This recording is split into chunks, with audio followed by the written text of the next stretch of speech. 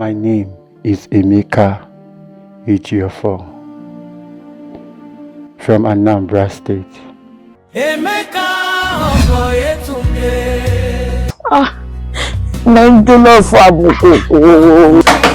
Sorry, Bobo, don't buy me, don't worry. I'm not going to take it.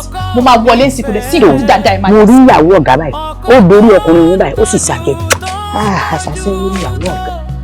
You're the best thing ever.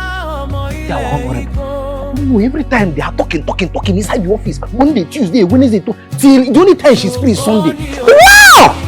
Are you mad? Are you mad? I will come and give you some sugar. I love you. What's your problem now? So you're falling in love? Never provide your pàdé on you. Grandma rẹ̀ wo ló kú? Sọ̀rọ̀ pàyà mi. Shut up! Ta ni ó kí lọ jámọ́? Jámọ́ kankan nú ayé. Ẹnu òwe tí ìpínlẹ̀ rẹ̀ bàbá. Tó bá jẹ́ wípé olóbùkún ara rẹ̀ ṣe sílẹ̀kùnlẹ̀. Táwọn olè wọlé tí wọ́n ṣe gìjà wọ́n ti pọ̀ ọmọbi tó wà. Àwọn owó olóbùkún tí ra kírìmù lọ́jọ́ ṣèèṣì.